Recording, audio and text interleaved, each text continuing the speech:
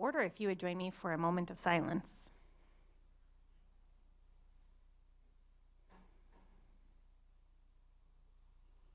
If you would join me in the Pledge of Allegiance. I pledge allegiance to the flag of the United States of America and to the republic for which it stands, one nation, under God, indivisible, with liberty and justice for all. Cherry, will you do roll call? Todd Clemens? Yep. Eric O'Connor? Here. Mary DeMore? Here. Joel Frederick? Here. Mark Schneider? Here. Vito Schwartz? Not here. Craig Bird? Here.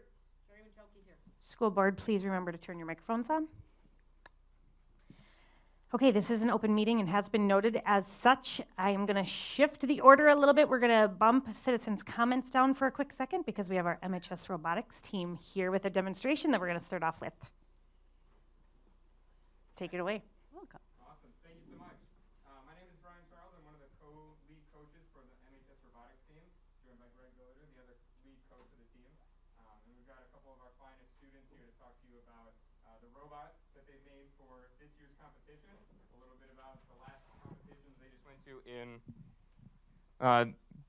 competitions they just went to in Duluth and Milwaukee, and then about their upcoming competition in lacrosse. So once again, the MHS robotics team. So I'll give it over to them to quick introduce themselves, tell you a little bit about the program, what it is, and some of the things that they've gained out of it. Hello, I'm Joshua Savoy. I'm a senior at MHS, and I'm the lead programmer on Team 930. I am Aiden Beauchesne. I am the strategy lead on Team 930, and I'm also a senior at MHS. I'm Ryder Ben Dixon. I am a junior at MHS, and I am the electromechanical lead. My name's Alexis Wangard. I'm a junior at Mukwonago High School, and I'm the business and chairman's lead. My name is Abby Esmeyer. I'm a junior, and I'm the program manager for the team. So a little bit about FIRST in total. FIRST is a global program built up of thousands of students, team members, mentors, and coaches, ranging from FLL, which is really the elementary, FTC, which is the middle school, and then FRC, which is what we do here at Team 930. So I'm going to talk about a little bit of our summer camps that we hosted for our LEGO Leagues. So during the summer, we had 2 one-week camps where we invited a vast majority of kids around the district and even outside the district. We rounded up to 25 kids. We gave them the prior year's game, and we taught them programming. We taught them mechanical. We taught them a bunch of stuff about LEGO League and how to get involved with FIRST. So I'm going to be talking about the game. So every single year in FIRST, all of the different divisions like FTC, FRC, there's a new game. This year, there's a big central like basketball hoop right in the middle of the field, and the field is like 27 foot by 54 foot, and there's 3 robots on each side of the field. There's about 11 balls. There's red balls or cargo, and then there's red and blue cargo, and each robot can hold 2 cargo. And at the end of the match, they can climb these monkey bars that raise in height. And also at the beginning of the match, there is 15 seconds of autonomous where our programmers will program the robot to move and shoot 2 cargo or so. Yeah, and it's about 2 minutes and 30 seconds for the whole match. Who's next? So a little more about ourselves is the impact FIRST has had on our lives. So for me as a senior, I've been inspired to take robotics all the way to the next level. I have been pursuing a computer science or robotics engineering degree at Purdue or Whitewater so I can continue this robotics, this pride for robotics. For me personally, as a strategy lead, I analyze the data we collect on other robots. A lot of what I do is I use Google Sheets and Excel. I use Tableau, and these are software that like my parents use at work. And my mom has asked me like help for like stuff a lot, which is kind of neat. I've also I really enjoy my position on the team because at every single competition we go to, I'm required to talk to every single team at least once or twice. And I've made some great friends on, like, obviously the students on this team. I've met, like, when I was a freshman, I met the seniors, juniors, and sophomores, and now I'm meeting the juniors, sophomores, and freshmen. And it's really great to bond with them, but also when I go to competition, I can meet people from, like, different high schools I would never have talked to otherwise. And when we went to Worlds in 2019, I was talking to teams from, like, France, and I was talking to teams from Canada, and it was just really an amazing experience to talk to all of them. For me as a junior, I've been looking at a lot of robotics type and engineering type majors. My two main focuses right now is aerospace engineering and robotics engineering. This team has changed me a lot. I mean, I came into the high school not knowing what I wanted to do, and as soon as I joined the team, I mean, it completely shifted my life. Yeah. So as the business lead, I've been able to figure out my love for finance and just all things business. As being on the team, I've been able to gain an internship and a startup investment company, and I've really been able to develop my skills and make more steps to what I want to do in the future. First has been so incredibly impactful to me. I've always known that I wanted to do computer science, but I didn't always know what I wanted to do. Joining the Team 930 and going through FLL and First as a whole has allowed me to see that I want to do something with my life that's more than just robots. I want to help lead people. I want to connect with people. I want to make sure I can help. And very recently, actually, 2 days ago, I was honored with the Dean's List Finalist Award. I'm the third person ever on Team 930 to get it. It recognizes exceptional leadership and innovativeness within First. And it is really just an honor to even be considered for the award. And I get to be selected in the World Championships in Houston this year. Congratulations. Thank you. And now we're going to do a very short demo for you. So as these guys set up their demo, just a little bit more background. So myself and Greg actually are both alumni of Mukwonago High School. Both of us were involved in robotics when we were here. We were on Team 930 ourselves. We were a part of the first LEGO League program at Rolling Hills and Clarendon. And so I think that just speaks a lot to the impact that it's had on us and on these students and how that continues with them. Really, every student that comes a part of this program, whether it's in the elementary school, middle school, high school, it really does stick with them. That's a huge part of First, is that alumni retention and that giving back to the community. So these guys, I think, are ready to turn on their robot here. Do we need safety glasses up here? Are we good? Okay, okay. You'll be good up Oh, there. word. I mean, I see it, Joel. You're a safety manager kind of, aren't you?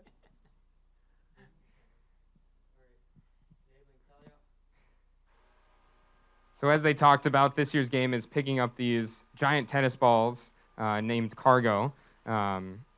Each robot on the field can hold up to 2 cargo at any one time. And so during the match, robots will drive around, pick up the balls like this. There's sensors in the robot to detect when there's a ball in place. That's why it's able to stop the ball up at that spot. We actually rebuilt our robot from the previous one that we took to Duluth with us. It was a completely different robot that competed 4 weeks ago. Using pneumatics and a catapult was our original design. And after going to that competition, the students and the mentors reviewed the competition and said, hey, is this really the best robot for us, the most competitive?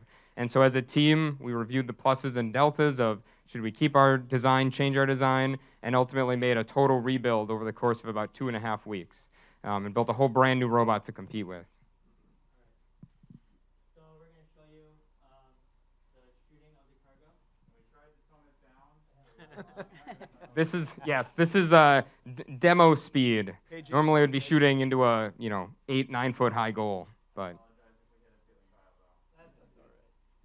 these kids are smart. They'll fix the ceiling. Nice. A doubler. The green box that you see on the top of the robot there is actually a camera. Normally that's got bright green LEDs that they use to automatically track reflective tape around a goal. And so during a match, the drivers can just hold a button and it'll automatically turn to the target. That hood that you see on the shooter will move itself up and down, and it'll change the speed of the wheels. So whether you're 6 feet away, 8 feet away, 12 feet away, it'll automatically calculate the right speed and angle in order to get those cargo up into that goal. It's gonna get the cord.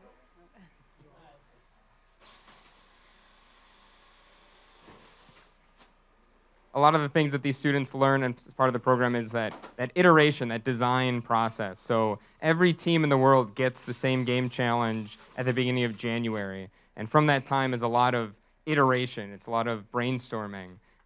We have a great benefit of using some of the tools at the high school. For example, the laser cutter there to be able to prototype, cut things out of plywood and very quickly make prototypes. So Abby's holding up an example of one of our early prototypes for the claws that you see on here that grab those monkey bars and pull the robot up at the end of the match. And that really teaches students that innovative design process of basically fail fast, right? Get an idea, try it out, see what worked, see what doesn't, make a new one, and just iterate quickly.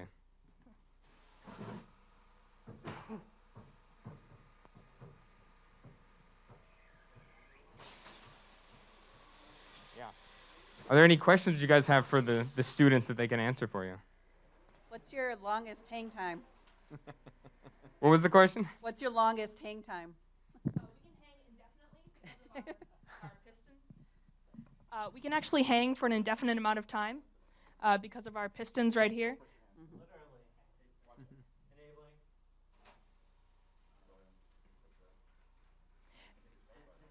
Yep, so this is how we climb up.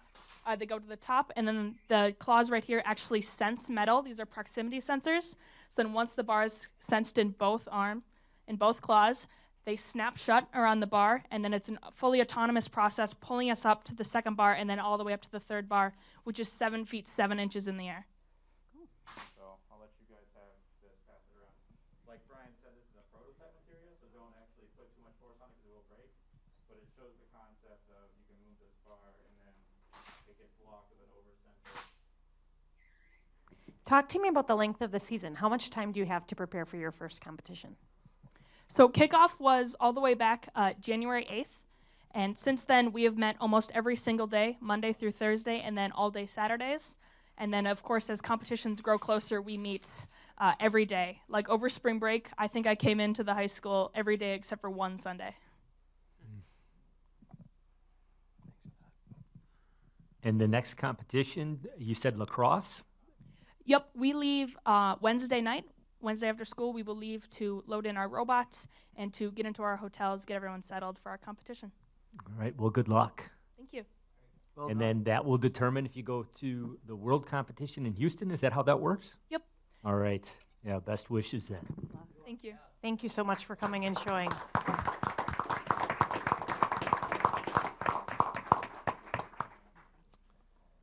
Yeah, so great job, guys. And we also want to thank our coaching staff, Greg and Brian. And I know you guys have other people helping you as well. So thanks to everyone involved in the entire program. It is just a fantastic opportunity for our students. And you guys do a wonderful job. So thank you. Thank you. Thanks. Nice job in the speech. You talk really well. Good luck. Thank you. Is there a video floating around of it climbing? Yeah, there's tons of videos. Oh, there's lots of. We can for sure You get can- you guys some videos of us climbing. Yes, I would love to see it climb. There's a link you can watch. At Duluth, we won the Innovation on Control Award of about 53 teams that were there. It displayed the design of our robots and really all the work that we were able to put in. So I'll come around and Very good. Greg or Brian, or if one of you guys want to send me a video, then, or Dustin, then I'll share it with the board. Congratulations. Should I borrow thanks. money for new jeans? Congratulations. He's old, don't worry. Yeah. Very cool. Congratulations, you guys. Thanks so much for coming. Very impressive, Great very work. exciting. Thank you.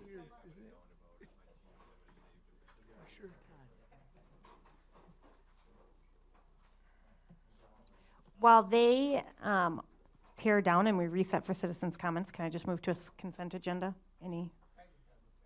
Okay. I am going to move on to consent agenda. I'm looking for the approval of school board meeting minutes from February 28th, 2022, approval of voucher numbers 136449 to 136723 in the amount of $2.2 million and change, and receipts for February of 2022 totaling $9.3 million and change, as well as the approval of the MHS Save field trip to North Carolina in April of 2022. Any questions or discussion?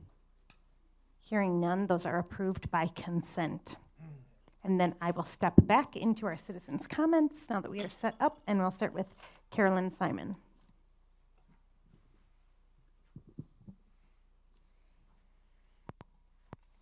Hello, Carolyn Simon.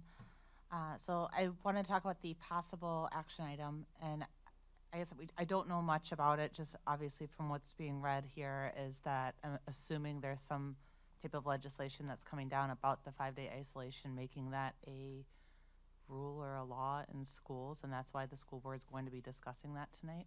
Is that why? You can't even say why you're talking? I can't answer you.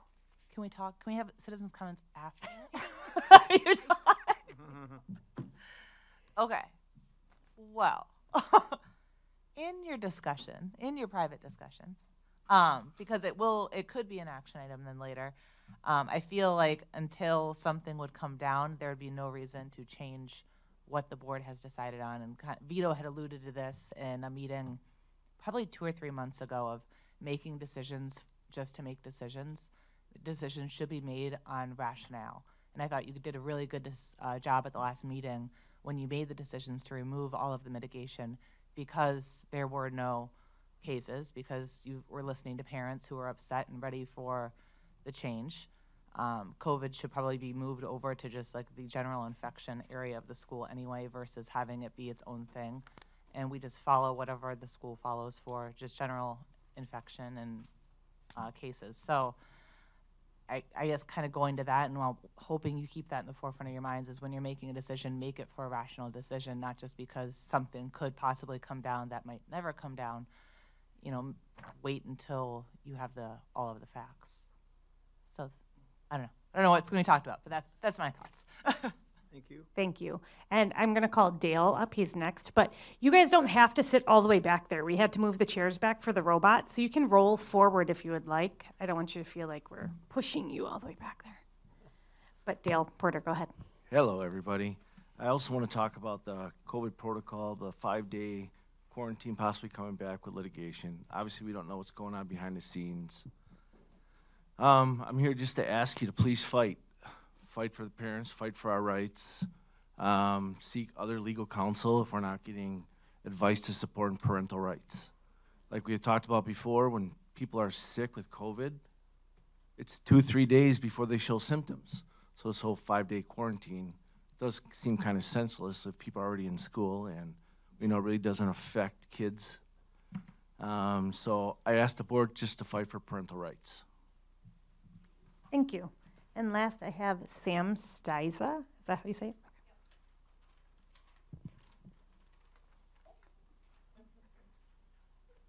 Hi, I'm Sam Stiza, and I have 2 kiddos at Big Bend Elementary School. I appreciate the opportunity to speak tonight. This is my first time physically attending a board meeting, but I've been watching along online. I wanted to make some comments about the current board vacancy in the upcoming election. I trust that the current board members are doing their best to act with an open mind in every meeting and discussion you have, and I hope that all potential candidates and future board members will do the same. I do have some concerns. I've been hearing comments from the public, but also from school board candidates that are very specifically and even aggressively partisan. We all have our own personal beliefs and values, whether they relate to our politics or religion, etc. And I'm sure we all try our best to be good people and stand up for things we believe in. However, it's my understanding that when it comes to acting on the school board, a member is supposed to do their best to remain nonpartisan and therefore open-minded when making district decisions. And I'm concerned because after reading some of the candidate profiles, I fear that open-mindedness is being put to the side in favor of pushing personal partisan preferences and political agendas. I do hope that as we're all casting our votes in the election and also as the vacancy on the board is filled, that all of the candidates up for election and re-election can remember how important it is to come into this role with an open mind. And sometimes we may disagree with an issue that someone else may be very passionate about. It's important to have the ability to be a good listener so that you can gain a real understanding of the issue and at least have an intelligent and informed discussion about it. Our district is made up of so many people and we all see things a little bit differently. I just wanted to speak tonight in an effort to remind everyone here and anyone watching at home that what really matters are our schools and our staff and the families and students that we have in the district and that the district serves, and that for the school board to make the right decisions for everyone involved, it's so important for the board members and the candidates hoping to join the board to remain open-minded and nonpartisan. That's all. Thank you very much. Okay, and then we will move back to our presentations and wrap up with our student rep report.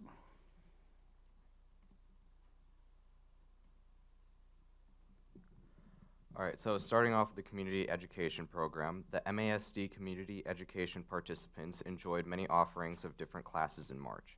Beginner astronomers used traditional telescopes and phone apps for learning to navigate the sky.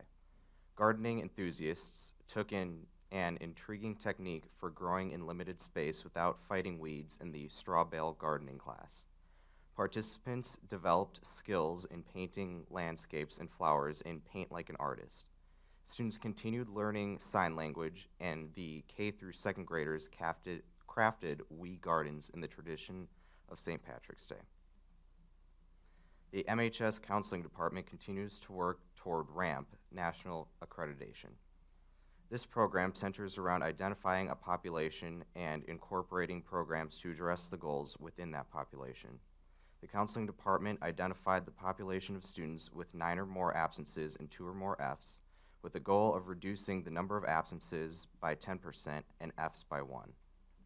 To achieve this, they ran a 6-week small group counseling program divided by grade level to focus on fundamental executive functioning skills such as organization, time management, and goal setting. There were also sessions on wellness and overcoming obstacles. The counselors are looking forward to analyzing the data collection post-intervention. This is a large project for MHS counseling, but they are very excited to see these results and shape this program for next year.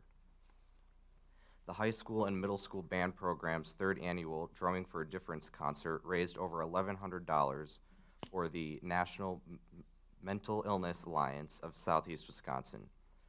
NAMI Wisconsin provides many community supports, including support groups for individuals impacted by mental health conditions and their loved ones, educational classes for individuals impacted by mental health conditions and their loved ones, and community educational presentations. The band program is proud to support this charitable organization and help students learn how to make an impact in their community. And then finally, the Mukwonago High School wrestling team were the regional champions for the 5th year and the conference champions for an unofficial 12th year in a row. They finished with 66 wrestlers on the team. At Parkview Middle School, the Community Education Foundation awarded the Garden Club at Parkview a mini grant earlier this year. One of the club's goals was to cultivate a space where people could relax and nature could flourish. For this to happen, benches needed to be constructed. Parkview partnered with MHS teacher Mark Soini and the students in his furniture and cabinet making class. They built 2 incredibly well-crafted engraved benches. The Garden Club is thankful for its MHS partners, and they are proud to be able to fulfill the MASEF initiatives.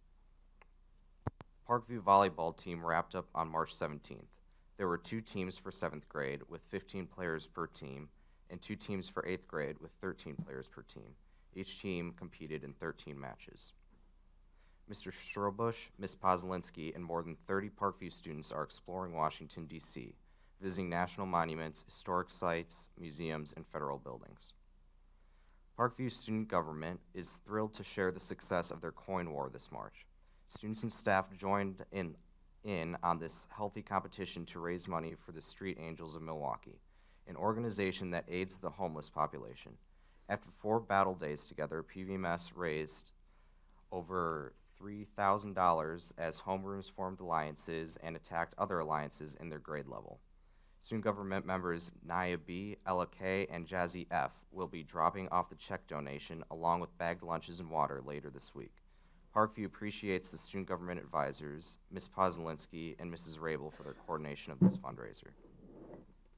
At Big Bend Elementary, Ms. Lemaster's kindergarten class had enjoyed the magical month of March by exploring fairy tales, designing leprechaun traps, and tracking the crazy March weather.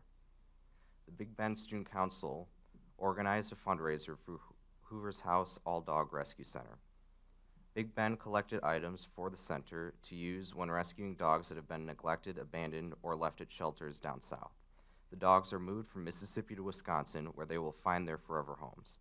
Thanks to the generosity of Big Bend families, they collected tons of items and have delivered them to the rescue. Since they met their goal, Mr. Waller will soon have to dress up as a Paw Patrol character, and I hope I'll have pictures for that next month. Fourth graders at Big Bend enjoyed their field trip to Camp Edwards on March 10th. Half of the day was spent going to stations about Wisconsin history, which included activities about early Native Americans, the fur trade, and pioneer life. The other half of the day focused on maple sugaring. Students got to help to find a tap a maple tree by hand. It was a little chilly, but it was a great experience. During physical education classes the week of March 7th, Coach Billy Spingala from the Mukwonago Lacrosse Club visited Clarendon students to teach them about lacrosse.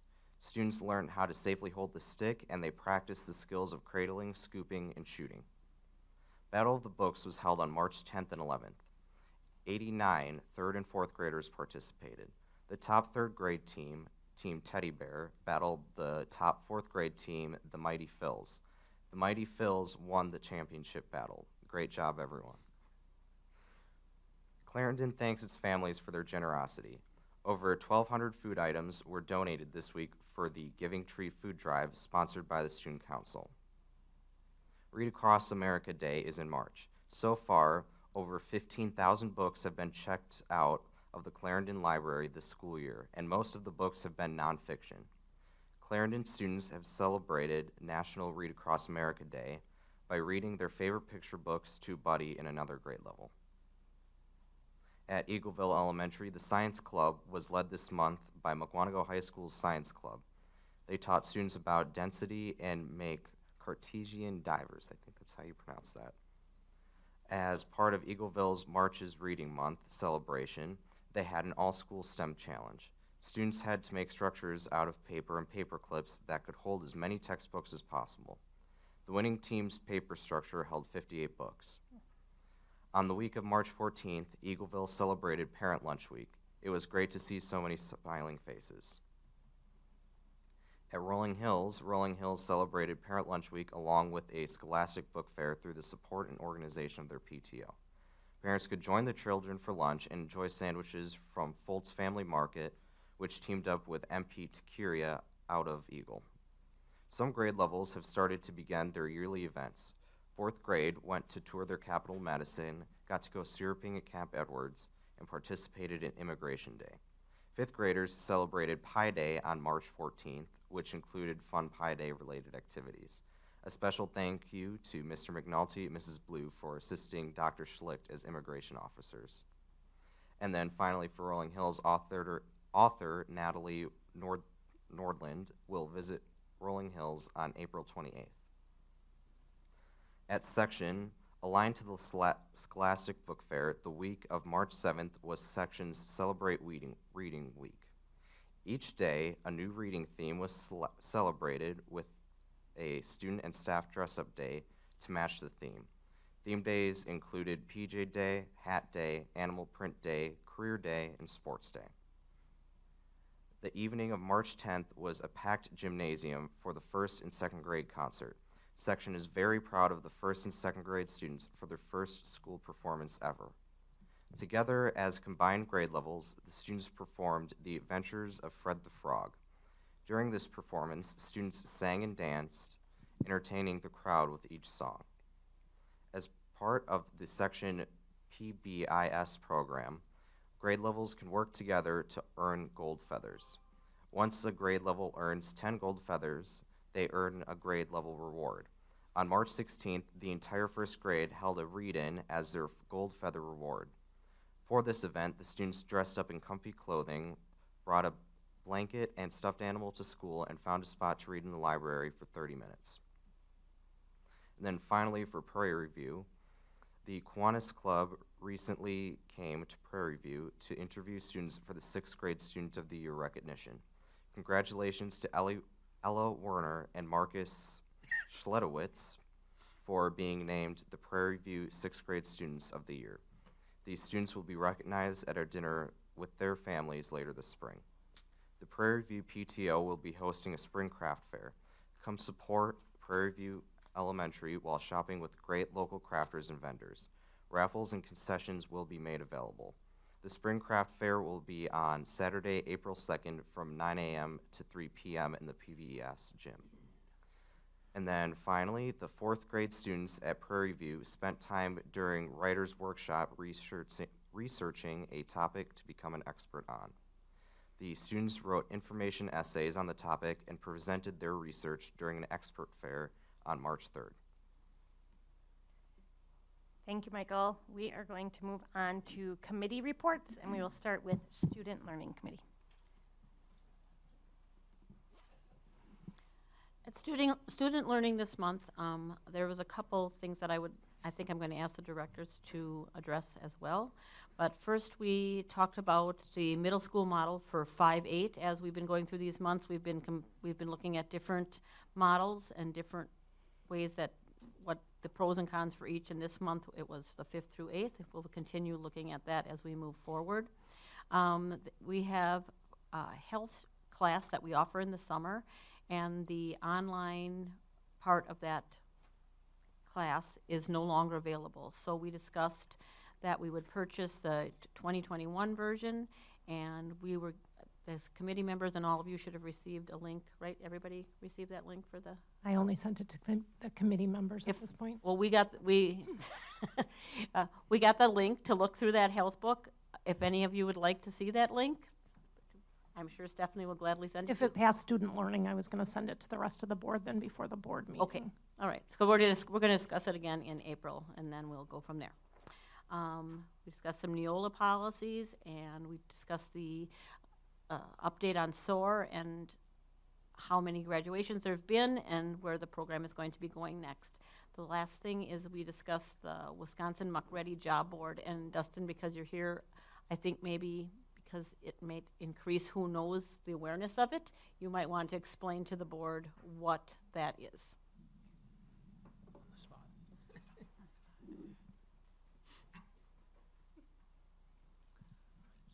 Good evening, everyone. Our Muck Ready Job Board, it is exactly that. It's a partnership that we teamed up with Muskego High School because we share a lot of the same business partners, being so close, especially with Big Bend being part of our district there. So we teamed up. It's really just our way to be able to connect our students to the businesses as easy as possible. One of the gentlemen that work at Muskego in my role, him and I have the same issues. A lot of times in businesses and companies, there's turnover or there's promotions, so we're always having to try to reconnect and make those, or develop those relationships. This is the way to try to keep it as consistent as possible, and then also for eventually we're hoping that our companies can reach out and talk to our students through the job board, so it's just a seamless way to make that connection. That's really what we're doing. Right now we are putting out flyers and mailers to try to promote the brand as much as possible. I think last time I looked, we're over 140 jobs are posted. We're really trying to do some social media campaigns right now because a lot of companies are going to be doing some summer hiring, so we're trying to just do as much promotion as possible. So it's our job boards. Anyone have any questions? Is it only for students, or can community members access it? It can be used for anybody. So our goal, of course, is for our students, but as we communicate to the community, any parents looking at jobs there's jobs posted that aren't appropriate for students, which means they have to be 18 or older, they have to already have a high school diploma. So our goal is that eventually our alumni will continue to be able to use it, but currently any community members would be, we just need to get people in these open jobs to support our community. That's the goal. It's really well done. Thank you for. Really impressed. Thanks for putting me on the spot there, Jerry. It's okay, but I thought you'd rather the spot than no spot. Hey, Dustin, thanks also for having some, didn't you have a couple foreign exchange kids? How long did you have them? Just the 2 weeks they were here. Then, okay, that's just a vacation then. I Okay. can't afford to have teenage boys living with me. Well, thanks for doing it, though. Stephanie, did you want to add something? No, I think you covered it. Sean Right. is going to do another update on summer school for the whole board tonight. Thank you. And then we'll move to Personnel Committee. We talked about the inclement weather and support staff sick leave for the case we had, what was it, about a month ago now? We had the ice storm that lasted all day, so making it impossible for the support staff to get to work. So giving them an option to use sick pay for those days. And the rest is on the consent agenda. We'll go over that later. Finance and Facility Committee. We discussed investigating a on-site clinic and having architects drop some possibilities there. We went extensively through a in-depth population study and went through the buildings and grounds budget for 22-23, and then Tom did a update on the status of current budget and cash position. Anything to add, Tom? No. Okay. Okay, then we're going to move into action items.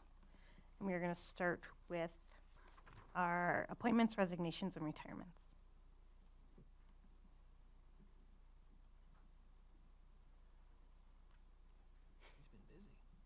You've been busy, Steve.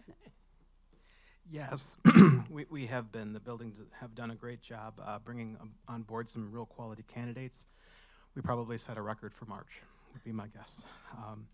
So in terms of appointments, we have Matthew Metzger joining us for special ed at Prairie View, Olivia Crow, our teacher, Rolling Hills, Cassandra Wesner, 4th grade at Prairie View Elementary, Lori Nettesheim, grade 5 at Clarendon, Kelsey Rinka, grade 5 at Rolling Hills, Alex Whippenfirth, grade 4 at Section Elementary, Sydney Holtz at kindergarten at Big Bend, Ashley Parker, special education at Rolling Hills, Kimberly Chilicki at Big Bend Elementary, Kyle Alt, special education at Clarendon, Megan Crawford, grade 3 at Prairie View, and then Alyssa Oldenburg, a speech and language pathologist for this school district. And Alicia.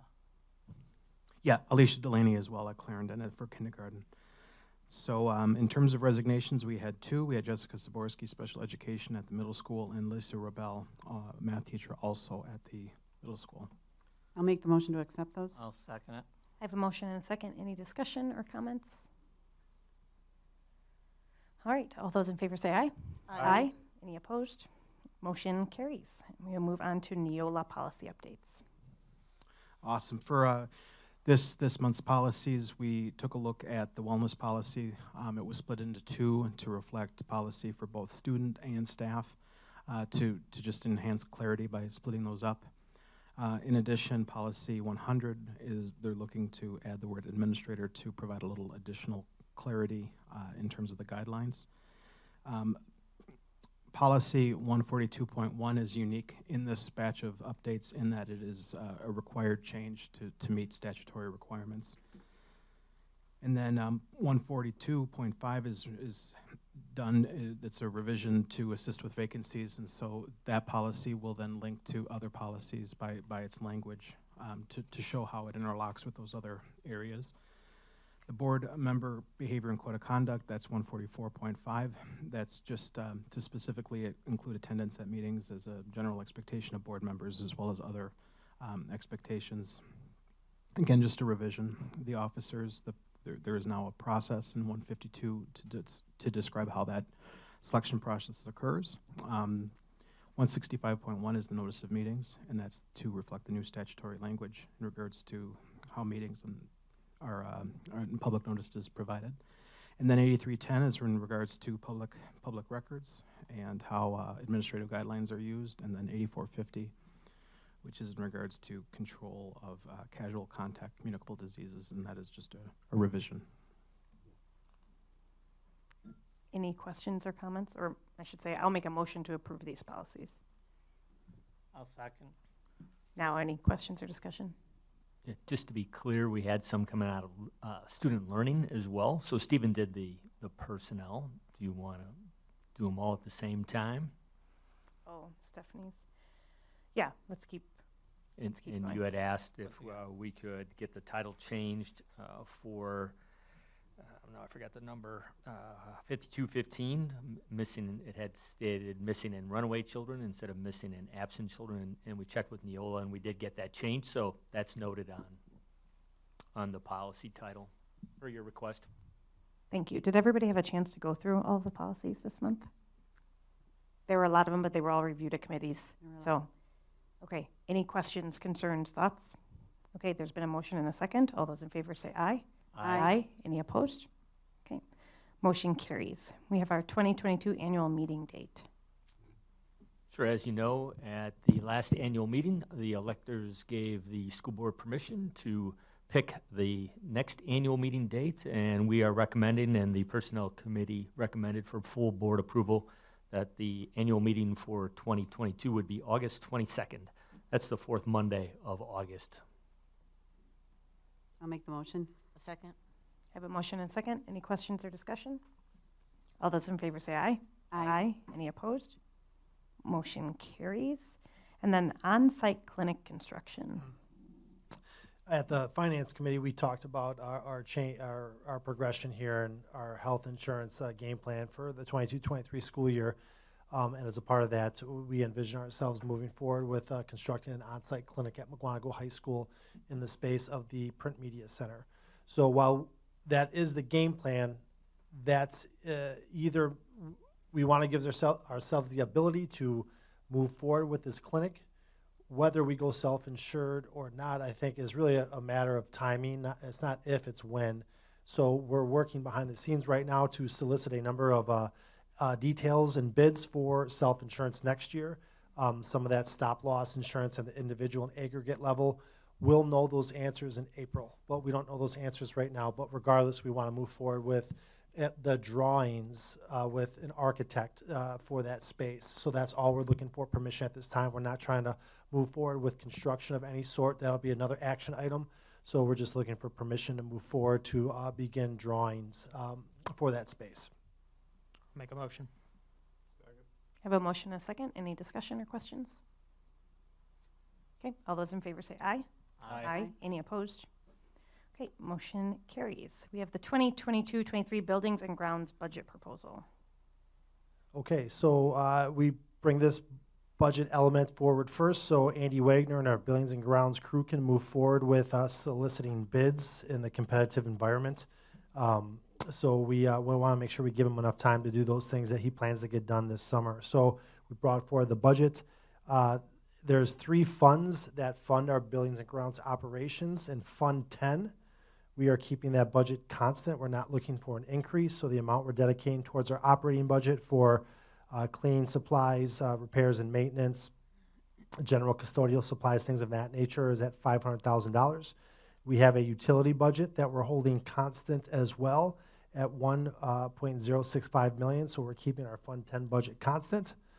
In Fund 41, we have 2 kind of elements to that. We have a $650,000 reoccurring element of the budget there that is for ongoing operating purposes, and then we have one-time costs totaling $750,000, and that is solely for the purpose of repaving the parking lot at Rolling Hills. That building is just a little over 20 years now, so the parking lot life expectancy has been met. So we're looking for permission there. So the total budget in Fund 41 is $1.4 million. And then finally in Fund 46, we have a number of projects, 3 projects in particular, that we're looking to fund. And some of them you've already approved here, but we put them into this budget because most of this work will be done after July 1st. So it'll hit next year's budget. The 3 projects, so number 1 is Clarendon Playground. We talked with Andrea Kaplan about putting in a new playground. She has some dollars set aside from last year. She'll have more this year, and then she'll use her future budgets to repay the district the rest, but we're going to pay for that initially out of Fund 46. But that will ultimately be paid for incrementally by Clarendon. So the second project is baseball fencing at Mukwonago High School. Andy Trudell has set aside funds from the prior 2 budget years to fund this project. So a total of $75,000, but these dollars have already been set aside for his purposes. So there's no additional cost by the district whatsoever. These dollars have already been set aside and saved for. And then finally, we have a new track surface at Mukwonago High School for $300,000. That would be district funded. Those dollars haven't been set aside yet with any intent or purpose, but that track surface has come due. There's an asphalt surface underneath that if we delay this project further, we think that we might harm that and make the project more expensive. So now is the time, we think, to do this project while it's before it becomes more costly. So the total funds in Fund 46, the total projects rather, are $775,000. And we're looking for permission for you to adopt this budget tonight. Any questions? Motion. And I will second. We have a motion and a second. Any questions or discussion for Tom? All those in favor say aye. Aye. Any opposed? Okay, motion carries. And then we have technical and academic excellence scholarship candidates approval. So I'm pleased to be able to present to the board tonight our students who have been nominated for the 2022 school year for the Academic Excellence Scholarships and Technical Excellence Scholarships. These are seniors. The Academic Excellence Scholarship can be given to 4 of our graduating seniors for 2022. It's based on GPA and ACT score. And then if a tiebreaker is needed, it goes to the number of AP courses that a student has taken. These students are awarded $2,250 per year during their time at a school, and it can be used for a University of Wisconsin school, a Wisconsin technical school, or an independent university that enters the program.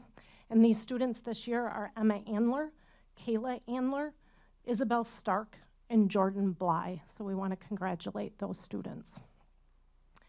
Then our technical excellence scholars are given for students who have demonstrated the highest level of proficiency in technical education subjects.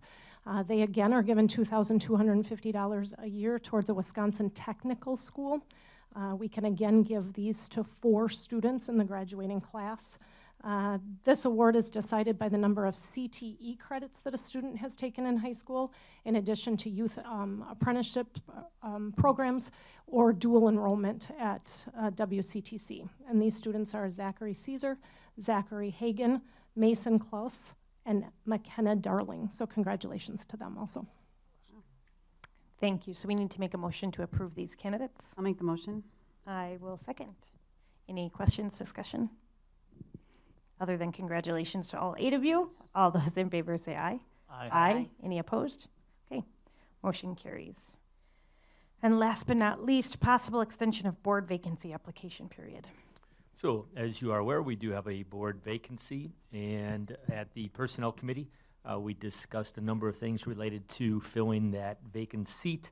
First and foremost, Tuesday, April 19, was chosen as the date to interview candidates. So again, Tuesday, April 19, and I did email that date to all of you. We anticipate a 6 p.m. start for that, and as you are also aware that those interviews are done in open session. And so we talked about that process that we will use, and I outlined that in the board memo. And so if you have any concerns about that process that we have put together, please let us know before the next Personnel Committee meeting on April 11. I'm also talked about the questions, and I will put some questions together for the board to ask the candidates, and I'll have those for the Personnel Committee on April 11 as well, so you can review those and make changes if needed. We talked about the voting process, and again, that is a process that is done in open session. But we did agree, the Personnel Committee agreed that we would do signed ballots. Let's see, what else? I guess as far as the possible action item, at this time we do not have any applicants. So the deadline is March 31st, that's Thursday, so we still have a few more days. My recommendation would be that you do one of two things. One would be that you extend the deadline if we do not get any applicants by Thursday. I would say that if we do get an applicant by Thursday, I would not extend the deadline. That person showed the initiative to get the application in on time. Maybe we'll get 5 or 6 by that time, I have no idea. But if there are no applicants, you might want to consider extending that deadline. The other option is, and one that we may have to resort to anyway, the vacancy, if it is open for 60 days, after 60 days, then the board president can appoint an individual to that seat. Of course, you'd have to find someone that would want to do it. And at that point, the appointment also needs to come out of the central seat, correct? Yes. Yeah. So to be clear, this is for the central. Jill Werner was central seat representative. We have 2 of them, and it's a central seat. And so essentially that's the village of Mukwonago or the town of Mukwonago if you live east of Highway I for the main part. So that would have to be a person that lives in that region.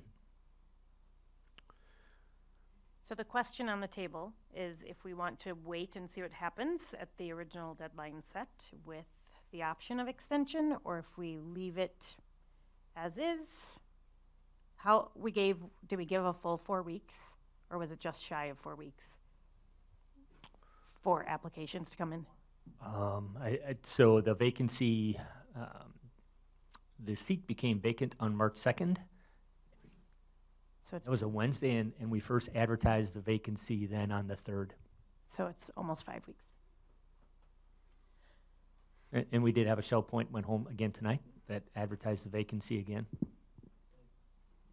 Leave it for the 31st is what I'm hearing from one. Yeah, I'm good with that.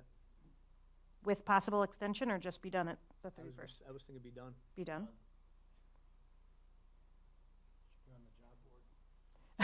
We will have Dustin posted on the job board. Just kidding. So if that is a consensus, or yes, Cherry? Could you please reiterate the territory or the boundary lines?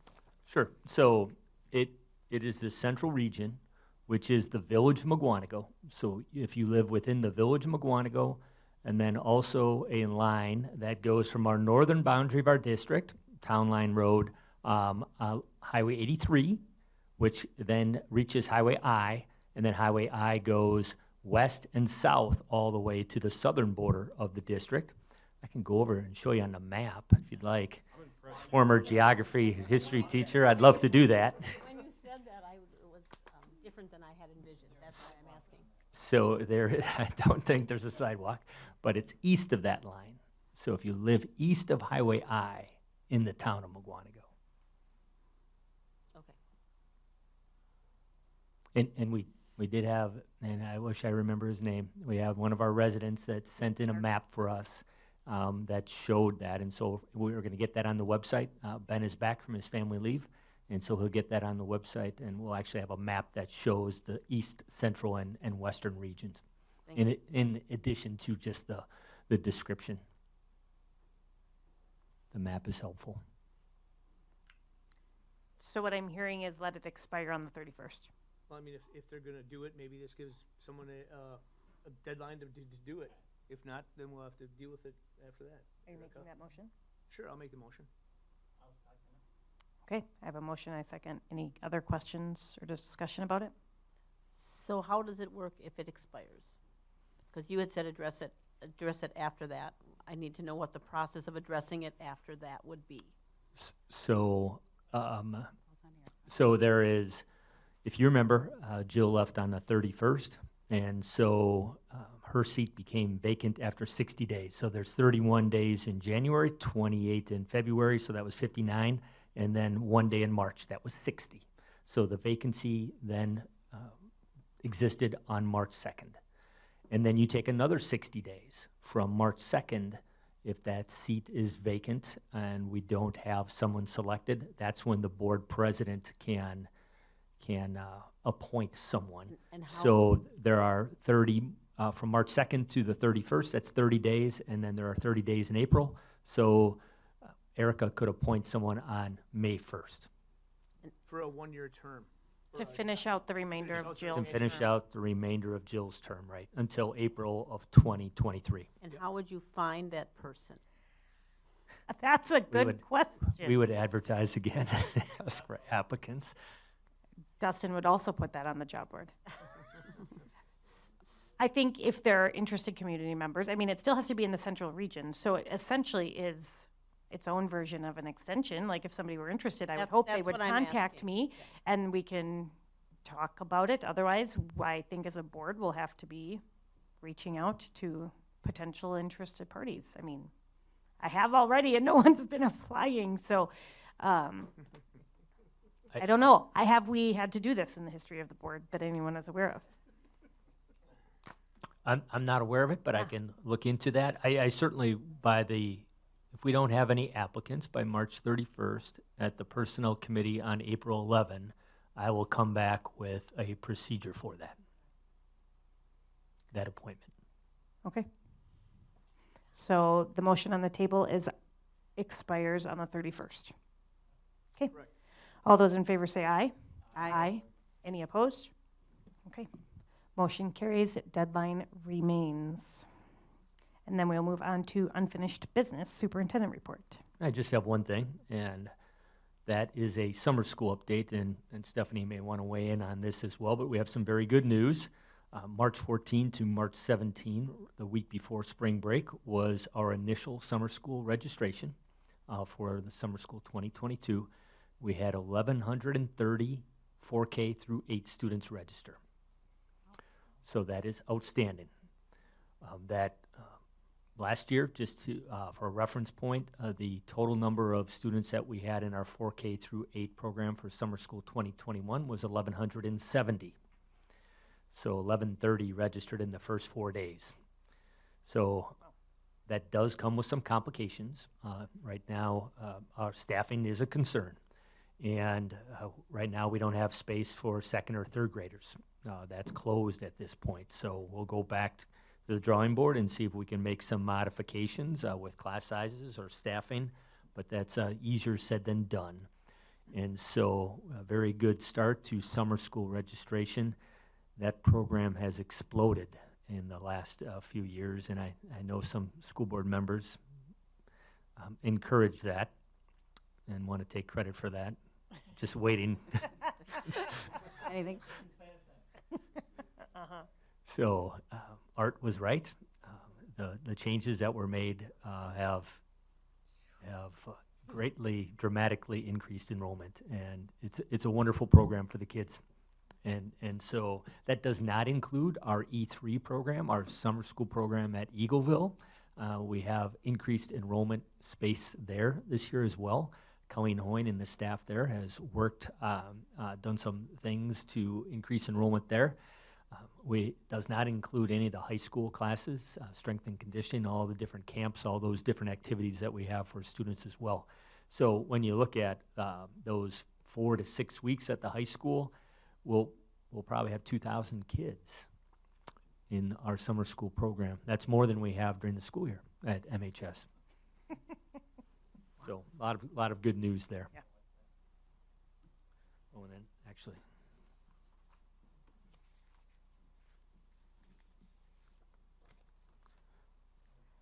Do you have? do you have a board president report? I don't, but under superintendent report, I'm seeing Yep. the COVID testing. Oh, I'm sorry. the memo? I do have that. I'm sorry. So there is a memo in board docs that explains that, if you recall, on February 28th at the last board meeting, you had a discussion about the testing program at Mukwonago High School. And if the number of tests fell short of 20, then we would discontinue the testing program. And so the week of March 14 through 18, it was below 20. Great. And so it says on here, Summit Labs, Summit was made aware that March 29th would likely be their last day of the testing program pending approval, but I don't see it as an action item. So there is no approval Okay. needed. So you made that decision. No action item is required. You already did that action item. I guess the only thing that we'll be looking for tonight is what's the expectation as far as the discontinuation of the program? Was that immediate, or should we continue it for the rest of this week? So Summit will have to lay off those employees. Well, you already made them aware, though, that tomorrow would likely be their last day. We gave them a heads up, and we said that it's possible, and of course, we talked to them on March 1st, after the February 28th meeting. We explained to them what the process was, but we didn't know if that testing would terminate the very next day or after the board meeting, or I'm just looking for guidance on that. Sure. Any strong opinions? Let them finish the week, finish the month, tomorrow? Well, we're at today's the 28th, right? Right. Okay, finish the month. I'm okay with Right, that. which is Thursday. Oh, yeah. Okay, so just finish out the month, which would be Thursday. Okay, thank you. Okay. No board president report, but then we also have legislation and correspondence. Yeah, real quick.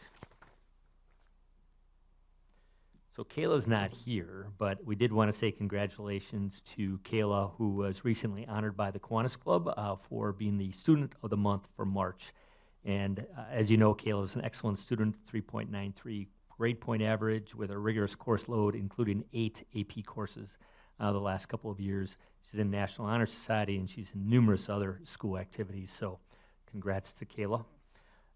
Don't know if many of you, I'm sure many of you do remember Grace Beyer. So I saw the video. It's really nice. yeah, so congrats to Grace. She's a 2019 graduate of MHS. She attends the University of Health Sciences and Pharmacy in St. Louis, and she was recently named an NAIA All-American, Academic All-American, and the NAIA Player of the Year for women's basketball. And if you get a chance to take a look at that video, that would be great. Dustin's still here. We have a nice picture of Dustin receiving his award at the Wisconsin Technology Education Association conference in Wisconsin Dells. Special recognition award for all the outstanding work he's done in CTE here in the Mukwonago schools. That's a great recognition. So, Congratulations, Dustin. Did they let you keep this banner? Did you get to take the banner home? No. Oh, okay. How about a gas card? Did you get a gas card or something? Okay. Okay. and then on the back side of that memo, the congrats to the MHS boys swim team, Classic 8 Conference Sportsmanship Award. And then also want to recognize a junior at Mukwonago High School, and I highly encourage you to take a look at this video. So Mary Ann Romagna, junior, like I said, at MHS. Last week, Wednesday, she participated in the USA Powerlifting Teen Nationals in Lombard, Illinois. She won the 2022 National Championship, first place in her weight class, and broke her own personal record on a squat of 265 pounds, and broke the American national record on a deadlift of 375 pounds. So if you watch the video, you can see her do that. It's really impressive. And so take a look at that. And then Marianne is in the picture there on the left. Congratulations, Marianne. All right, so next on the agenda we have executive session. I will entertain a motion to go into executive session. Second. I'll make I make the motion. Jerry motions. Any- Joel, now you can second, and then we'll roll call out.